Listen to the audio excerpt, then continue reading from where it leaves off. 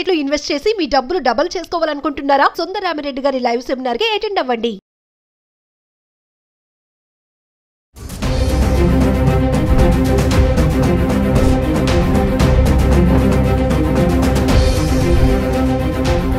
నమస్తే, welcome back to Suman TV. Present మనతో పాటు ఉన్నారు consumers affairs committee chairman Mandari Krishna Reddy గారు. నమస్తే సార్. నమస్తే అమ్మ. సార్, ఇప్పుడు పెద్ద పెద్ద గోల్డ్ స్టోర్స్ లో ఈ గోల్డ్ స్కీమ్స్ అనేవి ఉంటాయి. 11 నెలలు కట్టండి, తర్వాత ఆ టైంలో మళ్ళీ బంగారం కొనుక్కోవచ్చు, ఎంత అమౌంట్ అవుతుందో ఇంకా మీరు అమౌంట్ వేసుకుని గోల్డ్ తీసుకోవచ్చు అనేది కొన్ని స్కీమ్స్ అయితే ఉన్నాయి. ఇందులో 2 రకాలు ఉన్నాయండి సార్. నేను రీసెంట్గా ఒక ఆర్టికల్ చదివాను. గోల్డ్ అక్యుములేటెడ్ స్కీమ్ ఒకటి, మనీ అక్యుములేటెడ్ స్కీమ్ అనేది ఒకటి. అసలు ఏంటి ఈ 2?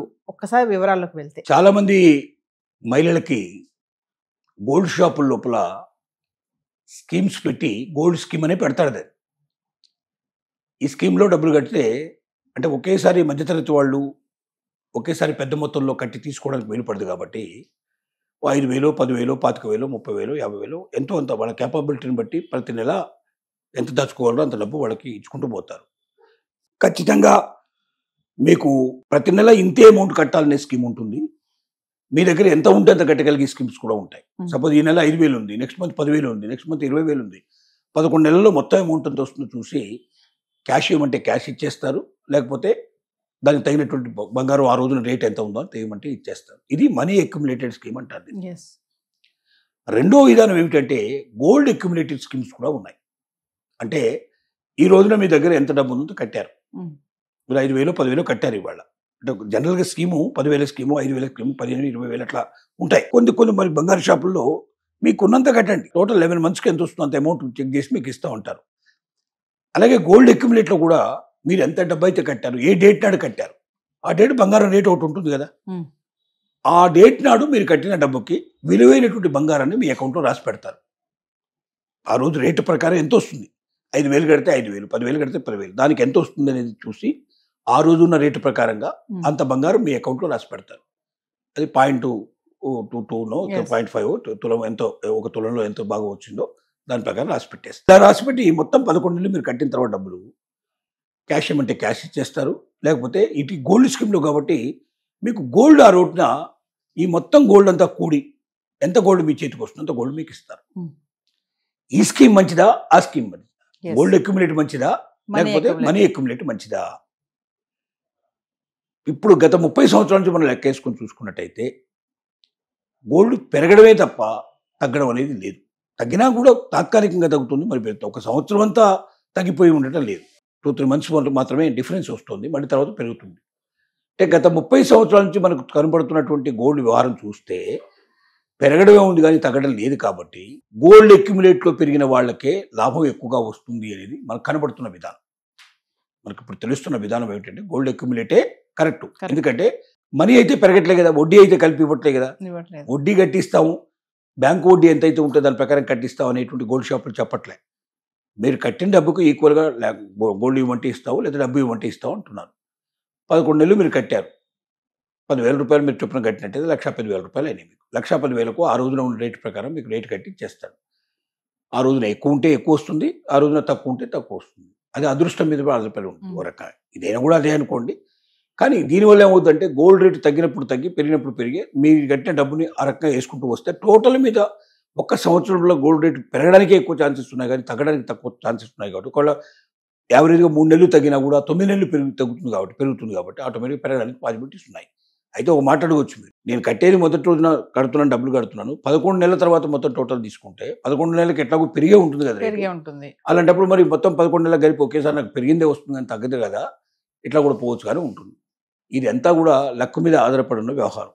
దీన్ని కాదడానికి వెళ్ళలేదు. కొంతమంది దాని మీద ఎంచుకుంటారు, కొంతమంది దీన్ని ఎంచుకుంటారు. బాగా పెరిగి గతంలో ఆ రోజు తగ్గితే మనకు 11 నెలలు పూర్తయిన రోజున తగ్గితే తగ్గిన రేటు ప్రకారం కట్టిస్తాడు. అంటే మనం 11 నెలల మొదటి నెల పెట్టేటప్పుడు ఉన్న రేట్ ఏంటో చూసుకొని 11 నెలలు ఉన్నప్పుడు రేట్ చూసుకుంటే దానికి పెరిగినట్టయితే, బాగా పెరిగి ఉంటే మనకు బెనిఫిట్ బాగా ఎక్కువ వస్తుంది. ఆ రోజు బాగా తగ్గి ఉంటే మనకు బెనిఫిట్ తగ్గుతుంది. కాబట్టి అదృష్టం మీద ఆధారపడింది. కాబట్టి దేంట్లో చేరాలి అనేది ఆలోచించుకొని చేరాల్సిన విషయం. ఖచ్చితంగా ఇదే 100% బెనిఫిట్ ఇస్తుంది మనం చెప్పలేం, అదే 100% బెనిఫిట్ ఇస్తుందని చెప్పలేం. బట్ 2 రకాల విధానాలు ఉంటాయి. దాన్ని ఏదైనా ఒకటి సెలెక్ట్ చేసుకునే ముందు 1-10 సార్లు ఆలోచించుకొని సెలెక్ట్ చేసుకుని ముందుకెళ్ళాలి. ఇంకొక మాట కూడా చెప్పాల్సిన అవసరం ఉంది. ఈ స్కీములు ఆర్బీఐ ఆమోదంతో ఉన్న స్కీములు కావు. రిజర్వ్ బ్యాంక్ ఆఫ్ ఇండియా ఈ స్కీముల్ని ఆమోదించలేదు.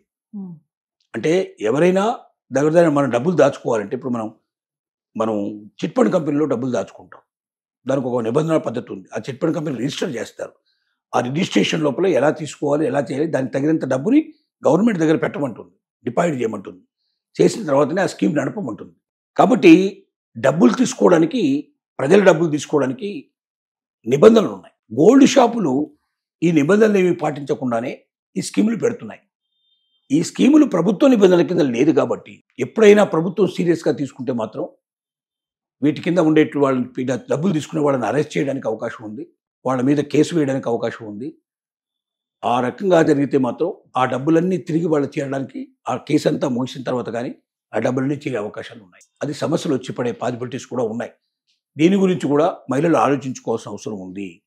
అలాగే బంగారం షాప్ ఒకవేళ దివాలా తీసినా చాలా మంది జరుగుతూ ఉంటుంది. ఎందుకంటే దివాలాలు ఎలా తీస్తాయి అనేది కుటుంబం నడిపేటుంటుంది. తండ్రి నడిపినంత కాలం బాగా నడిపి ఉండొచ్చు, కొడుకులు తీసుకున్న తర్వాత దాన్ని పాడు చేయొచ్చు. ఇట్లాంటి చాలా సంగతి జరుగుతుంటాయి.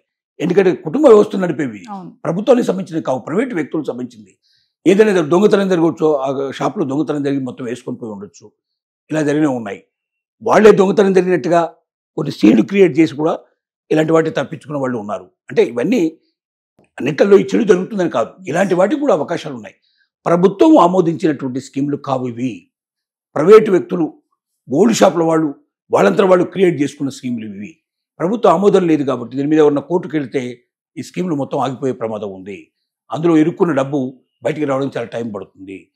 దొంగతనం జరిగినా ఇంకోటి జరిగినా దానికి బాధ్యత మనమే వహించాలి తప్ప ప్రభుత్వం ఏవి ఈ రకంగా దీనికి బాధ్యత వహించదు. ఇలాంటివి కూడా రిస్కులు ఉన్నాయి దీంట్లో. ఈ రిస్కులన్నీ దృష్టిలో పెట్టుకొని ఆ డబ్బేదో మనమే దాచుకొని 11 ఏళ్ల తర్వాత మనమే చేసుకోవచ్చు కదా. గోల్డ్ షాప్లో పెట్టడం వల్ల కొత్తగా వచ్చింది ఏమిటి? మనకు ఇంట్రెస్ట్ ఏమైనా ఇస్తున్నాడా? లేదు. అడిషనల్గా బంగారం ఏమైనా ఇస్తున్నాడా? మన దాంట్లోనే ఒక నెలకు 5,000 10,000 రికరింగ్ డిపాజిట్ చేసుకోవచ్చు కదా. పోస్ట్ ఆఫీసులో చేసుకుంటే 8% డిపాజిట్ వస్తుంది సుమారుగా. అది దీనికన్నా ఎక్కువ వచ్చే అవకాశాలు ఉన్నాయి. కాబట్టి ఆలోచించండి, మనం నష్టపోతున్నావా లాభపడుతున్నావా? గోల్డ్ షాప్లో పెట్టడం వల్ల కొత్తగా మనకు వచ్చేది ఒరిగేది ఏమైనా ఉందా? బాగా హయ్యెస్ట్ రేట్ ఉండే రోజున మనం కట్టడం మొదలు పెడితే ఆ రోజు రేటు ప్రకారమే చివరి రోజు వరకు కట్టిస్తాడా? అట్లా ఏం కట్టించట్లే కదా. చివరి రోజు వరకు ఏది ఉంటే దాని ప్రకారం ఇస్తున్నాడు కదా.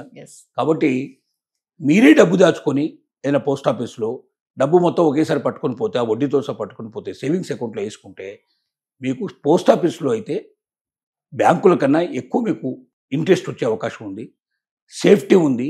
పోస్ట్ ఆఫీసులకు బ్యాంకులకు తేడా ఏంటంటే బ్యాంకులో 5 లక్షల రూపాయల కన్నా మించినటువంటి డబ్బు ఎంత పోయినా కూడా బ్యాంకులో దొంగతనం జరిగి లేక బ్యాంకు నష్టాల పాలైతే మీకు 5 లక్షలు వస్తాయి కానీ అంతకు మించి ₹1 రాదు. కానీ పోస్ట్ ఆఫీసులో మీరు 50 లక్షలు కట్టినా 5 కోట్లు కట్టినా ప్రతి రూపాయి మీకు వస్తుంది. సెంట్రల్ గవర్నమెంట్ మీకు పూర్తిగా ప్రొటెక్షన్ ఇస్తుంది.